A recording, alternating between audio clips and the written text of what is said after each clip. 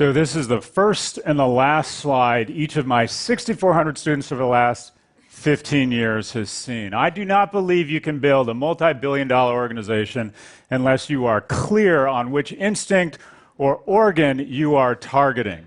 Our species has a need for a super being. Our competitive advantage as a species is our brain. Our brain is robust enough to ask these really difficult questions, but unfortunately doesn't have the processing power to answer them, which creates a need for a super being that we can pray to and look to for answers. What is prayer? Sending a query into the universe, and hopefully there's some sort of divine intervention. We don't need to understand what's going on, from an all-knowing, all-seeing super being that gives us authority that this is the right answer. Will my kid be all right? You have your planet of stuff, you have your planet of work, you have your planet of friends.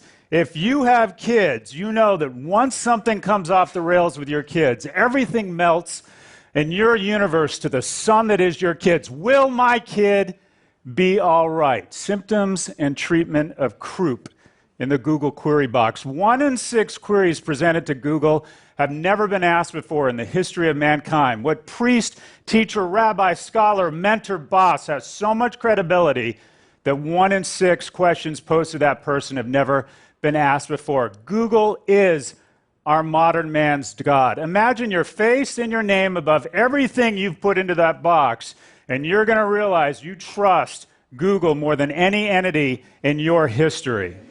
Let's move further down the torso. One of the other wonderful things about our species is we not only need to be loved, but we need to love others. Children with poor nutrition, but a lot of affection, have better outcomes than children with good nutrition and poor affection. However, the best signal that you might make it to be part of the number one fastest growing demographic in the world, centenarians, people who live to triple digits, there are 3 signals in reverse order. Your genetics, not as important as you'd like to think, so you can continue to treat your body like shit and think that, oh, Uncle Joe lived in 1905, the die have been cast. It's less important than you think. Number 2 is lifestyle. Don't smoke, don't be obese, and use pre-screen. Get rid of about 2/3 of early cancers and cardiovascular disease. The number one indicator or signal that you'll make it to triple digits: how many people do you love?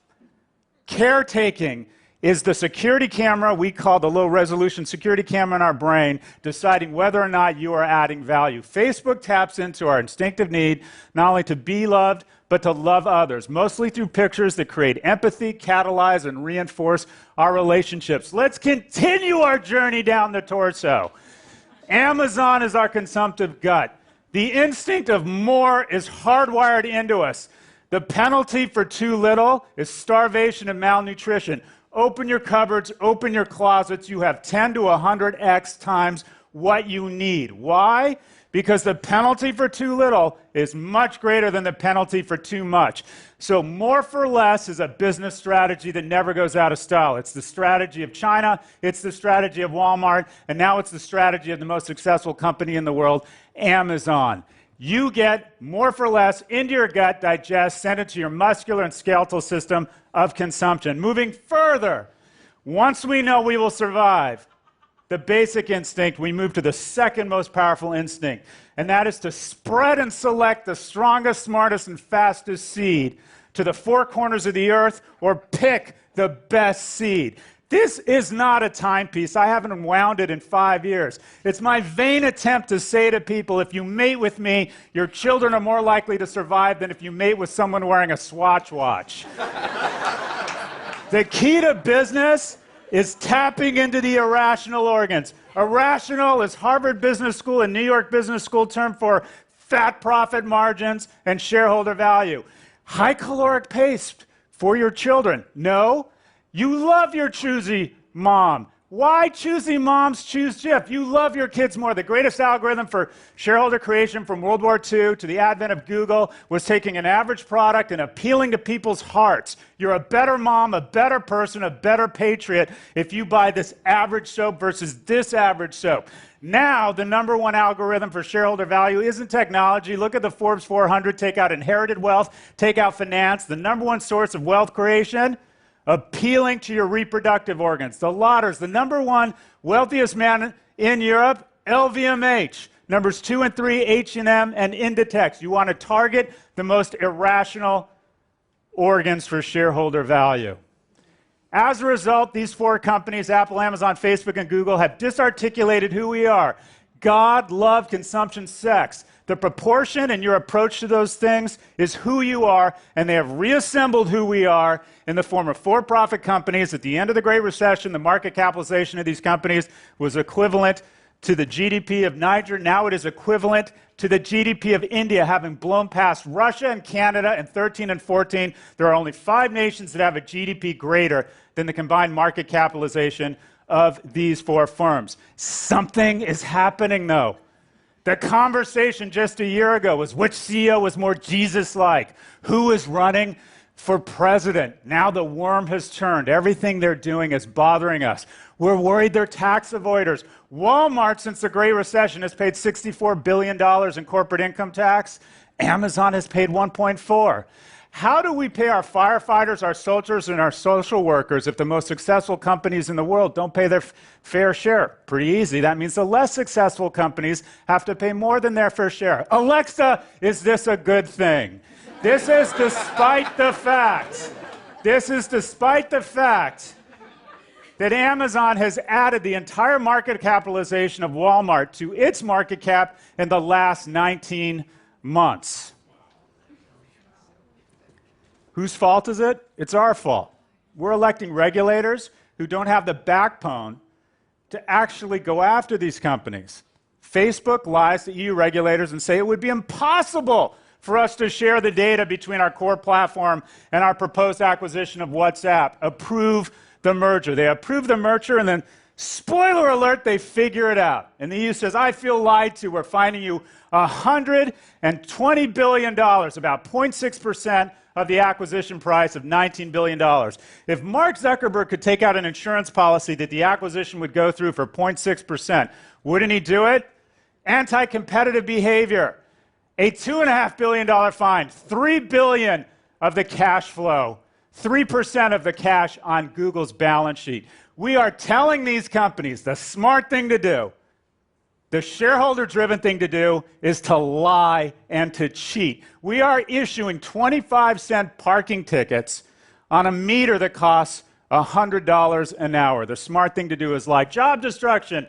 Amazon only needs 1 person for 2 at Macy's. If they grow their business $20 billion this year, which they will, we will lose 53,000 cashiers and clerks. This is nothing unusual. This has happened all through our economy. We've just never seen companies this good at it. That's 1 Yankee Stadium of workers. It's even worse in media. Facebook and Google grow their business $22 billion this year, which they will. We're going to lose approximately 150,000 creative directors, planners, and copywriters, or we can fill up 2.5 Yankee stadiums and say, you are out of work courtesy of Amazon. We now get the majority of our news from our social media feeds, and the majority of our news coming off of social media feeds is fake news. I am not allowed to be political or use curse words or talk about religion in class, so I can definitely not say Zuckerberg has become Putin's bitch. I definitely cannot say that. Their defense, Facebook is not a media company, it's a technology company. You create original content, you pay sports leagues to give you original content, you run advertising against it, boom, you're a media company. Just in the last few days, Sheryl Sandberg has repeated this lie that we are not a media company. Facebook has openly embraced the margins, the celebrity, and the influence of a media company, yet seems to be allergic to the responsibilities of a media company. Imagine McDonald's. We find 80% of their beef is fake, and it's giving us encephalitis, and we're making terrible decisions. And we say, McDonald's, we're pissed off. And they say, wait, we're not a fast food restaurant, we're a fast food platform. These companies and CEOs wrap themselves in a neon blue, pink, rainbow, and blue blanket to create an illusionist trick from their behavior each day, which is more indicative of the spawn of Darth Vader and Ayn Rand. Why? Because we as progressives are seen as nice but weak. If Sheryl Sandberg had written a book on gun rights or on the right or on the pro-life movement, would they be flying Sheryl to can? No. And I'm not doubting their progressive values, but it foots to shareholder value because we as progressives are seen as weak. They're so nice. Remember Microsoft? They didn't seem as nice, and regulators stepped in much earlier than the regulators now who would never step in on those nice people.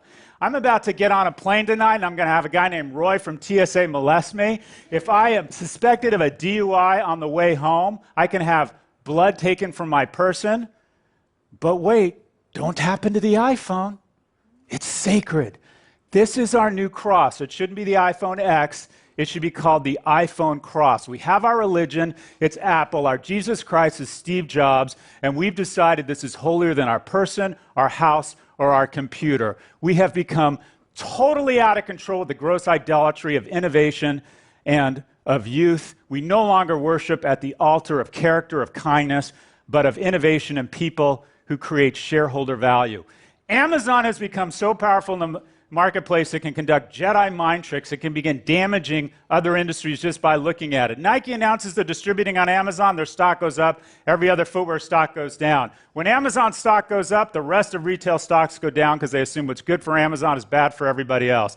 They cut the cost on salmon 33% when they acquire Whole Foods. In between the time they announced the acquisition of Whole Foods and when it closed, Kroger, the largest pure-play grocer in America, shed a third of its value because Amazon purchased a grocer 1/11th the size of Kroger.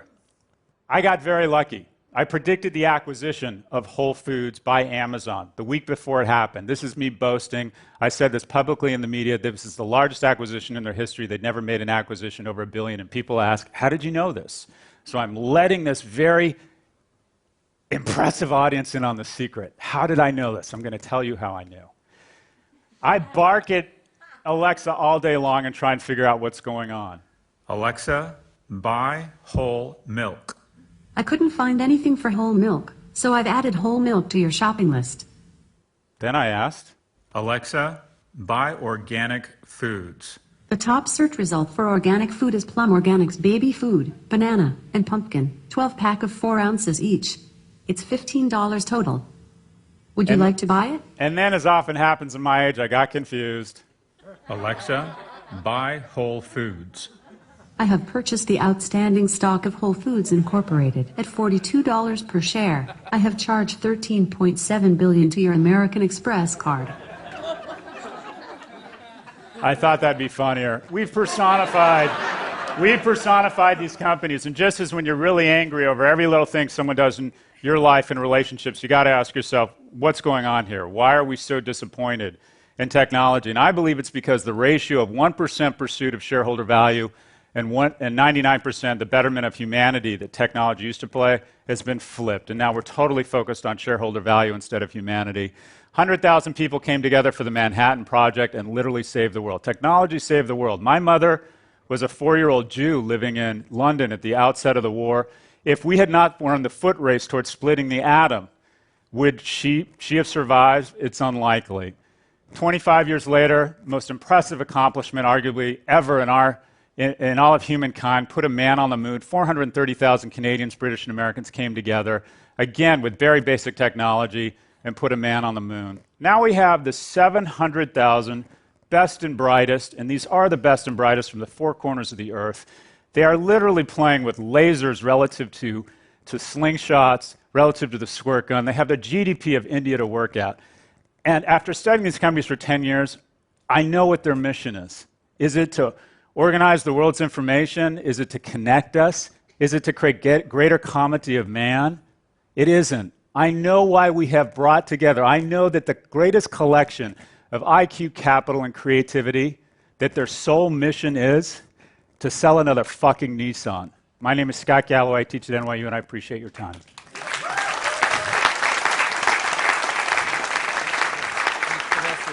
Oh, okay. Not planned, but you prompted some questions in me, Scott. That was a spectacular rant. Is this like Letterman when you do well, he calls you onto the couch? No, you're going to the heart of the conversation right now. Like, everyone's aware that, after years of kind of worshipping Silicon Valley, Yeah. suddenly the worm has turned, and in such a big way.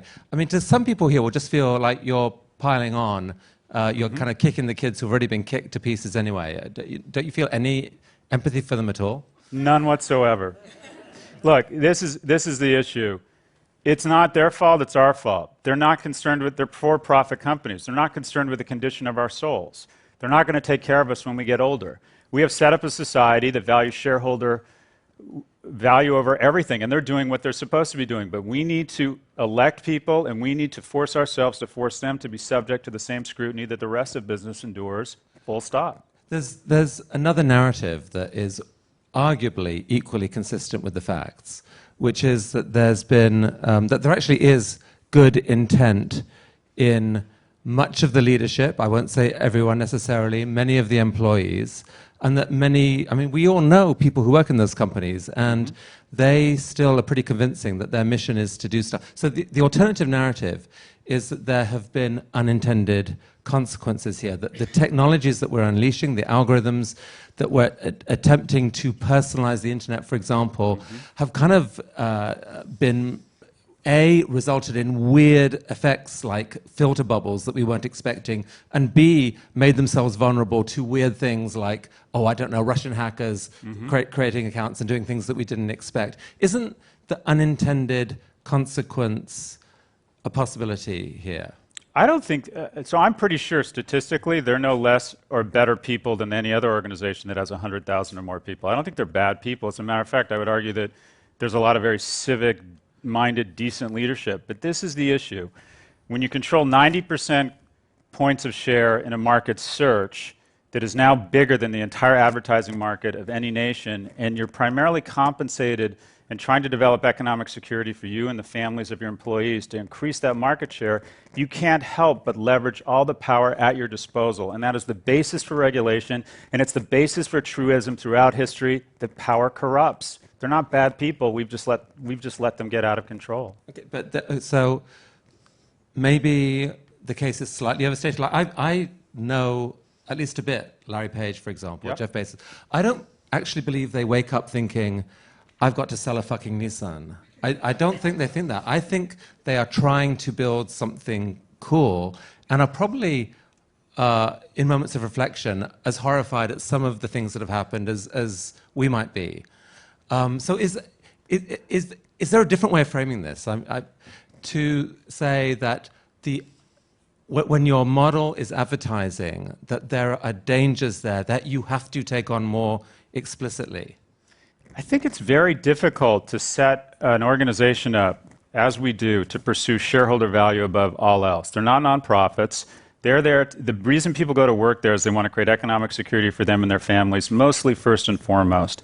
And when you get to a point when you control so much economic power, you use all the weapons at your disposal. I don't think they're bad people, but I think the role of government and the role of us as consumers and people who elect our officials is to ensure that there are some checks here. And we have given them the mother of all hall passes because we find them just so fascinating.